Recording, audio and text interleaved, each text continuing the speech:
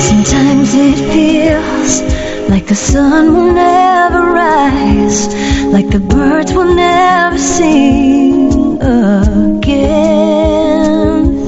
Believe in a power greater than what you are going through. When you don't know what to do, keep breathing. That's right. When you don't know what to do, just keep on breathing.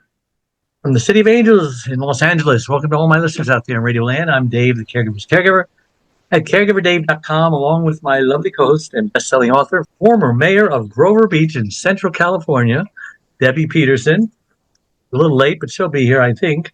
Also coming to you live and on demand 24/7 on numerous syndicated radio and podcast networks on 30 global audio and video platforms, including iHeartRadio, iTunes, YouTube, Spreaker, SoundCloud, Vimeo, Stitcher Radio, and the list goes on and on. In fact, we're proud to be voted #1 caregiver podcast on FeedSpot out of thousands and #1 caregiver podcast in the top 50 on Player FM. And we have an especially exciting show planned for you today. If you've ever experienced a broken heart, felt stabbed in the back, or had a pain in the neck, you know your emotions aren't just in your head, they're in your body. Learn how to reestablish the connection between your body and mind by understanding the language of your body. Before we get started, I do want to take this moment and thank my last week's guest, Caregivers Redefined, Giancarlo Paolillo. I pronounced that wrong. Paolillo, forget about it. He's a developer, and his wife, Sherry Sims, found themselves as primary caregivers for their parents who did not live nearby. All right, enough of that. Marbeth, so great to have you on the Caregiver Dave Show. I'm so grateful to be here. You know, I was hoping that I would get on your show from the time I met you. And I always like to ask my guests, just who is Marbeth Dunn, and why was she placed on this earth?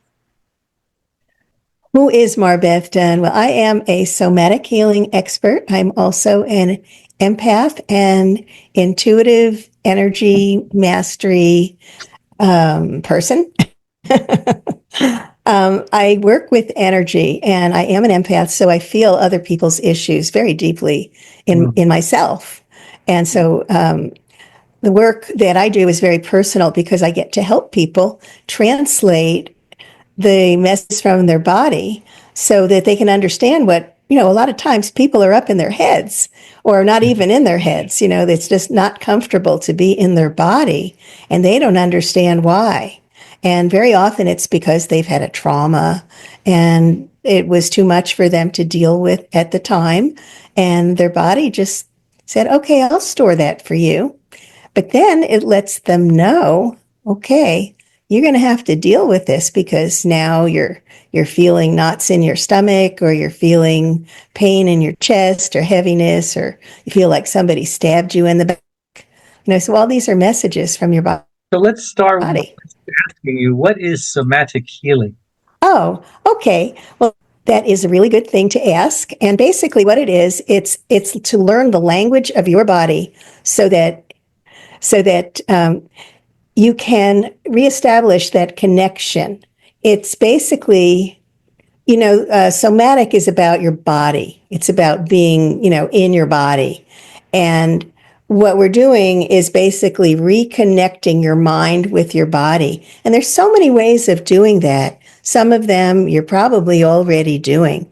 But what it does is it can really help you release stress and anxiety. And that's really important, especially for carrying your own stress and anxiety, but you're carrying it for someone else. So important that you can learn techniques that can make it easy to release that stress, and you can feel good and really be present with them. Awesome. Every now and then you cut out for a moment, so if I ask you to repeat something, that's why. Okay. Let me welcome Debbie. Welcome to the show, Debbie. Hi there. Yeah, we were all supposed to start on time, but my wife at the last minute was calling me, and she was in a unusual position. She'd fallen out of her chair while she was cleaning her closet. Fortunately, she didn't hurt herself. She landed on a big pile of soft clothes, but I had to pull out the Hoyer lift. Thank God for that thing. and roll her over and get her up on the bed and then get her onto the chair. And she wasn't crying. She was laughing. So that's a good thing. Thanks for being Oh, patient for us. Um, let's ask you, how did you develop your healing techniques? Was this something you were born with? I mean, a lot of people consider themselves psychic and what have you. And I thought there was something wrong with me. For years, because I was so empathic that I would feel other people's issues. And I had also experienced a bit of trauma as a young child and through my life. And I didn't really understand what was happening with my body. I didn't understand at all. And so, well, actually, this book that I've written is explaining all the different tools that I used to heal myself. And in the process, what was really cool is I discovered that I had the gift to use the empathy that I have to feel other people's issues, to understand, oh, your body's talking. And they wouldn't understand, or they didn't recognize what was happening. The first time it happened, I was on a strategy call with a guy in Germany. And, I'm in Florida, he's in Germany. It was over Skype audio. I didn't see him. And so, I reached out to him, to see if we were going to be copacetic for working together. And what was interesting, as soon as, I said, well, is there a reason that you reached out to me? All of a sudden, I'm feeling this heaviness in my chest. And that, I have felt that before, but I suddenly, it clicked, and I just wrote down, he's grieving and he's feeling sad.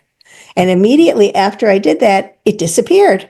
And now I'm feeling knots in my gut. Got a difficult relationship situation happening.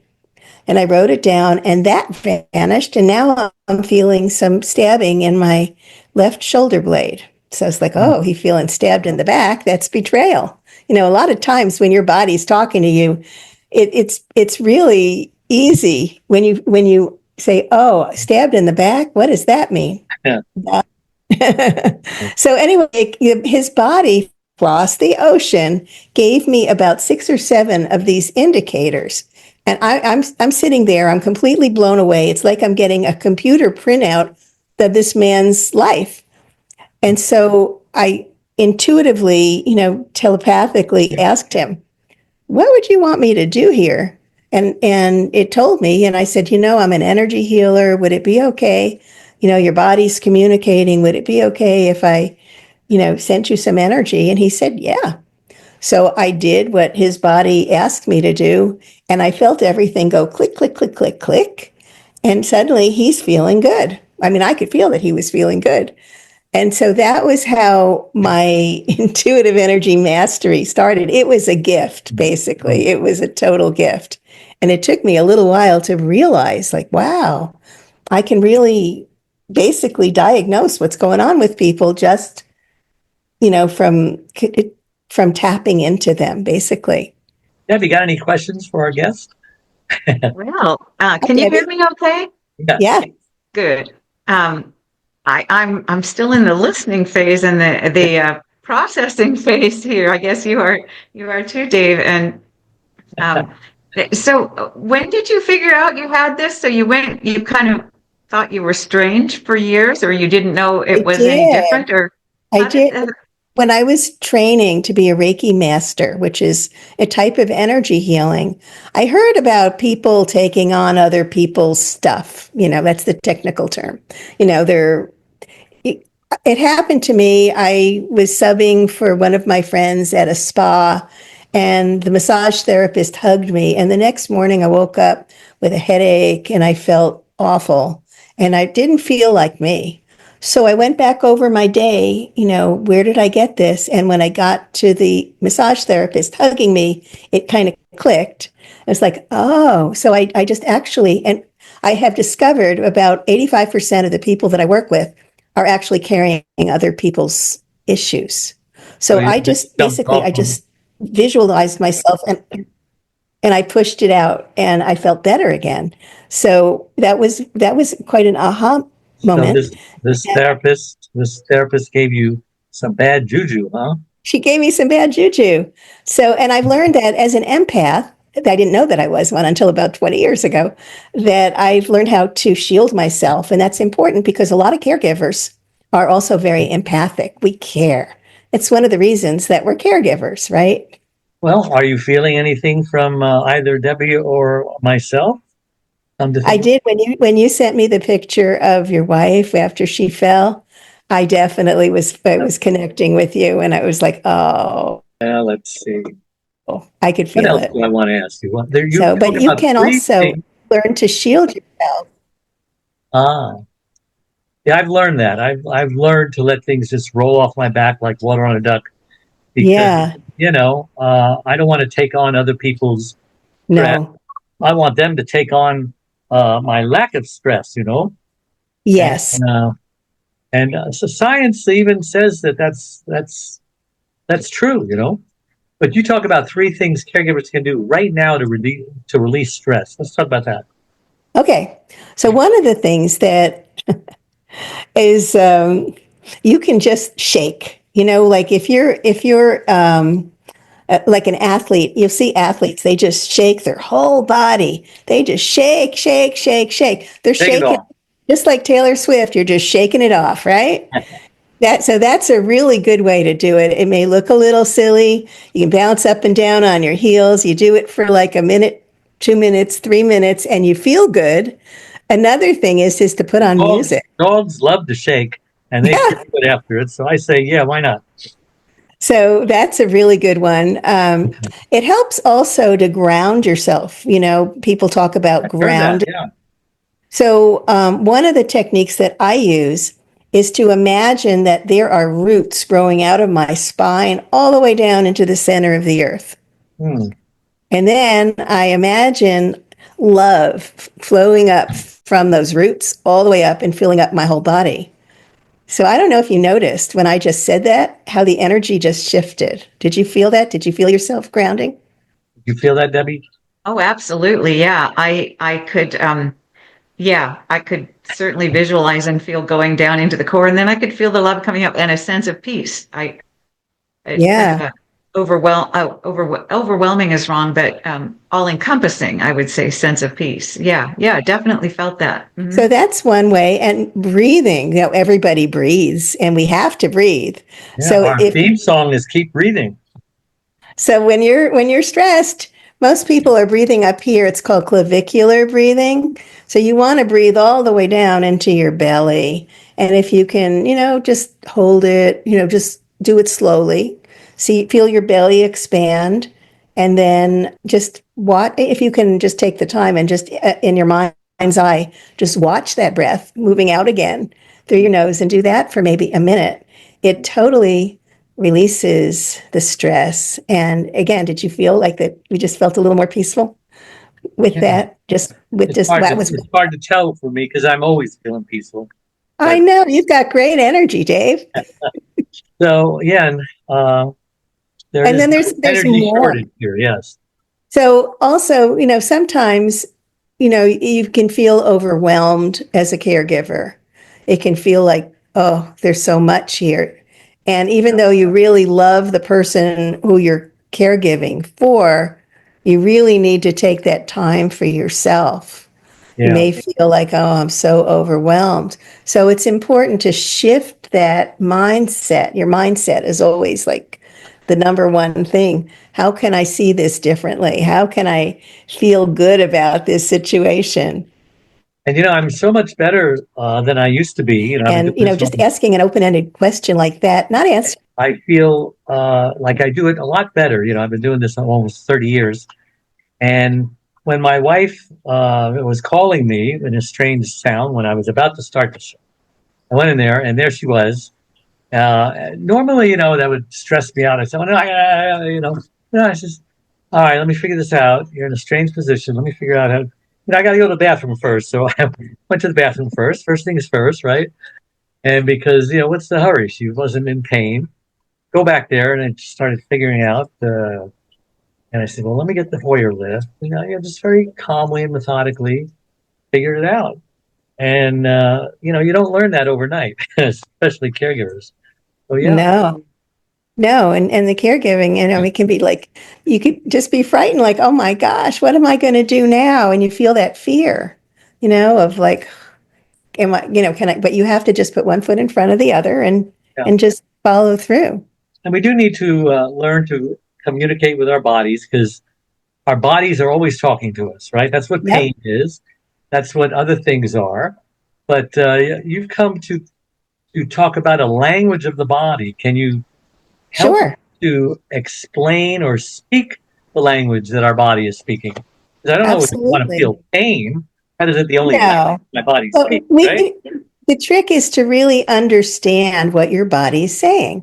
So if you have a pain in your neck, Proverbial pain in the neck. Get rid of your mother-in-law, right? you kind of have an idea like, okay, you may not realize it, but if you tap in, it's like, okay, why am I having this pain in the neck? And something, I don't know, I'll get a flash of something. It's like, oh, okay. Or So pain in the butt, same thing. pain in the butt. You might feel like that clenching in your gut. It's like the stress. For me, that's where it shows up. Or I might feel like, like overwhelmed, like in my chest. It's my body talking to me. And what's kind of cool? I was in Las Vegas with my family last summer, and we were having a great time. The night before we left, I woke up at 3 a.m. I got a sore throat. I feel like I'm about to come down with the flu in my chest. And I'm about to go in and dose myself with hibiscus tea and elderberry and get everything, And I just said, wait a minute, is this physical? And my body said no. So I asked again, is this emotional? And my body said yes. So I didn't want to leave my kids. They live in New Mexico. I live in Florida, and I was feeling all these feelings of I'm going to be missing them. And my body was just saying, okay, time to process. Once I realized that, I let myself sit with the emotions. I went to sleep. I was fine. The next morning, I mentioned it to my kids, and they were feeling sad too. So we were able to express it, to process it, and just go home and feel okay. Mm-hmm. So it's the body really loves us, and it really wants to I protect hope us. so. I believe that. It That'd be really, awful if our body did not love us. yeah. So say Sabotage is everywhere, and a lot of people self sabotage. What is that? if you had like a traumatic, well, yeah, well, sabotage. There are a lot of reasons for that. Maybe somebody's Maybe sticking a pin in their voodoo doll or something. no. I think a I don't lot of believe in times you voodoo. may be feeling guilty or Guilty. not worthy of something. Those are reasons that we sabotage ourselves. Debbie, it's your turn. Say something. Well, I'm going to make an observation, and that is I'm very intrigued at the fact that you chose pain in the neck, because I'm sitting here with a pain in my neck. And Would you I send you some energy pretty much healing? always have Would you one. like me to send you some healing? Oh, Okay. yeah, While we're sure, here of and course. talking, I'll just send some energy your way and we'll see. Yeah, it works. Oh, it works. It does work. Yeah, I'm feeling better already. And Wow. I don't think it's a placebo effect, because I don't tend to be too vulnerable to that. So I think I'm going to say it's real. Thank you. Well, you look Yeah, that's great. amazing. You Now, look how do great. we do that for ourselves? Okay. That's a very good question. You can just by loving on yourself, hugging yourself, loving yourself. We have a lot of energy in our hands. Then there are, well, Reiki taught me how to send energy, but you don't have to study Reiki. If you just move your hands back and forth, like there's an energy ball in the center. Can you feel the pull in your hands? It's like a magnet. Yes. Okay, that's energy because we're energy. So Mm-hmm. now you can build that up and then put that energy wherever you want to. Like you could put it on your neck. Try that. See how that works. Well, yes, there is there's definitely almost a laying of hands on yourself effect. Mhm. Yeah. Yeah. And that's important. I think also you can give yourself a pat on the back and it feels good. I used to have a friend who would sing love songs to herself.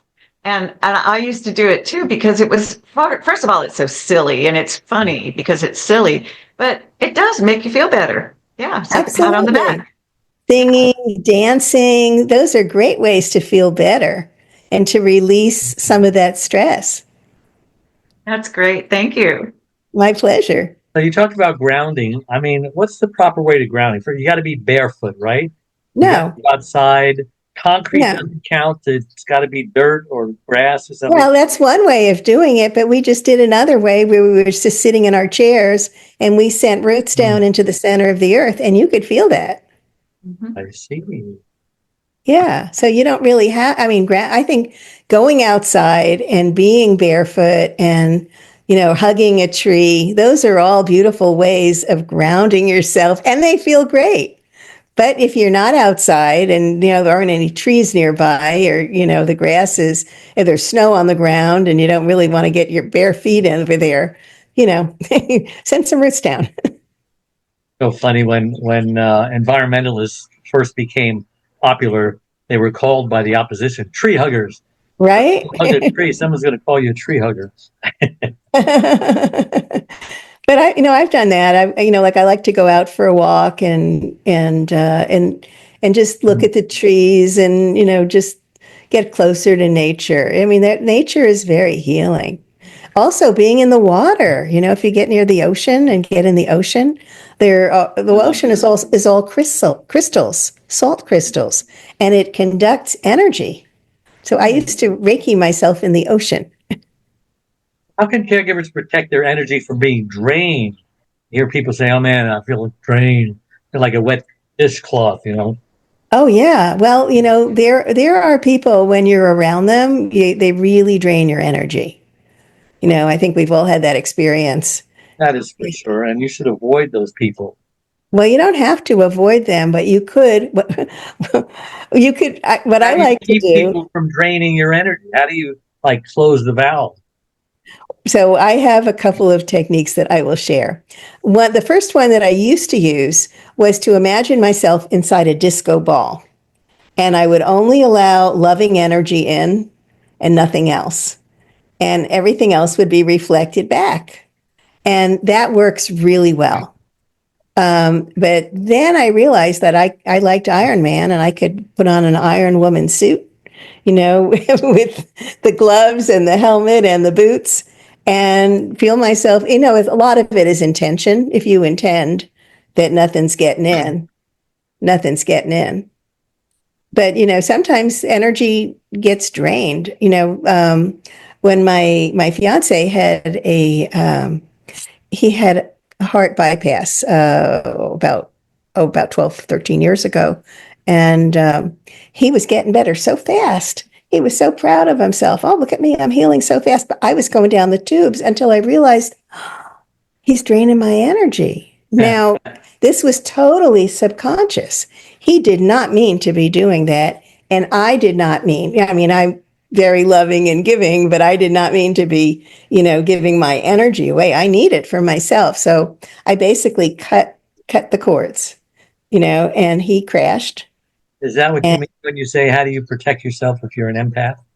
well, that was one way. You got to just be aware of what's going on with you. Protecting yourself as an empath, I would say, just suit up, and there The armor are of God, huh? yeah. But anyway, once I cut the cords, I got my energy back, and he healed on his own, which was basically the way it was supposed to be. And of course, I'm taking care of him at that point, but it's really important to make sure that your energy is not being drained, that you are, not giving too much of yourself. Is he So still your fiance? oh yeah, we've been, together for many, many years. We are great together. So, yeah, it was just something Talk about mindset. You talk about mindset being so important. Mindset, well, we talked about it a little bit. Mindset is so important because if you decide today is going to be a great day, no matter what happens, you've already set that intention, and it doesn't There. matter what happens. You're going to be feeling okay. Yeah. Declarations.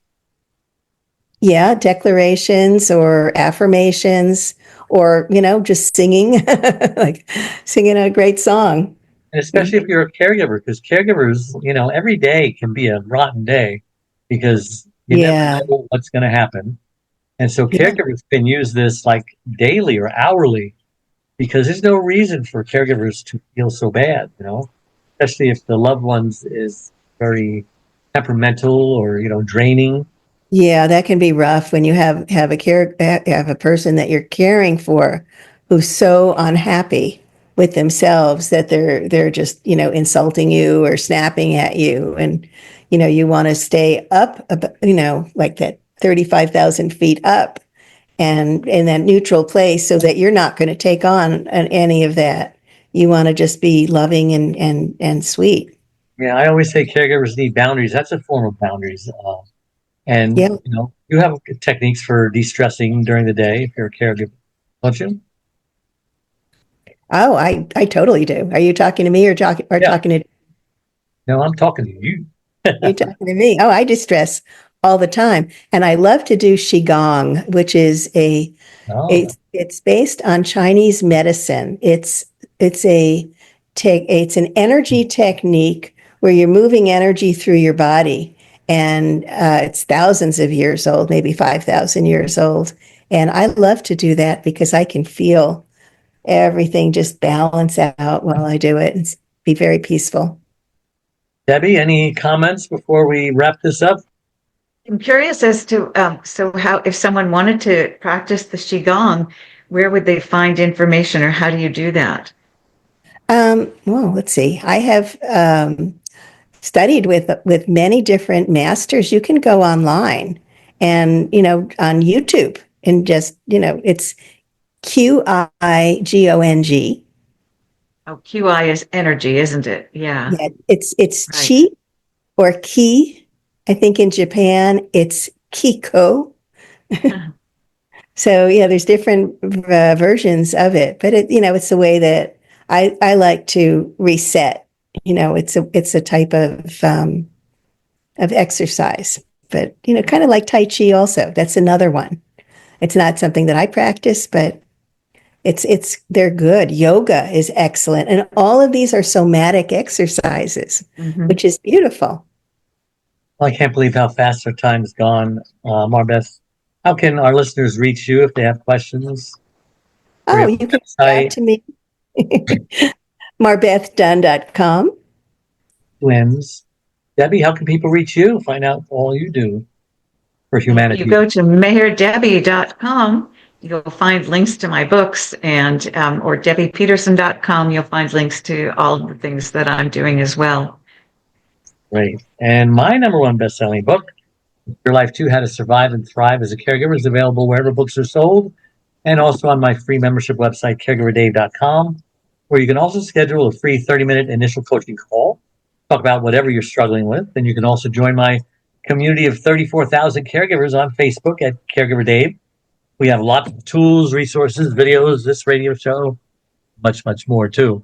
If you click the like or follow button on whatever platform you're watching this on right now, it helps us reach even more caregivers with Google's analytics.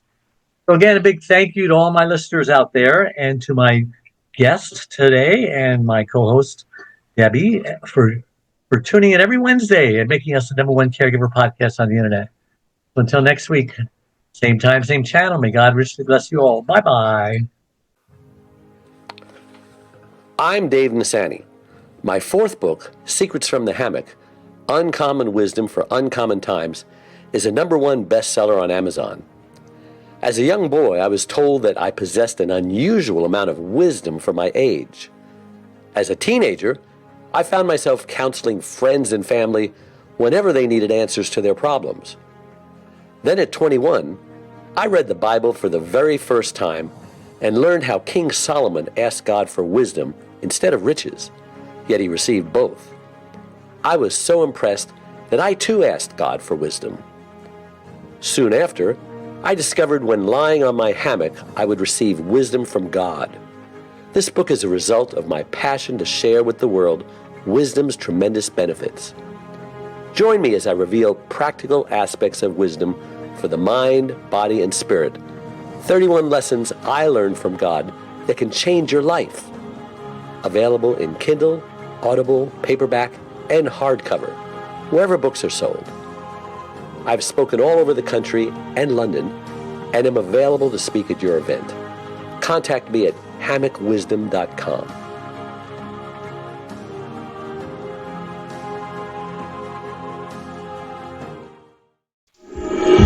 Sometimes it feels like the sun will never rise, like the birds will never sing.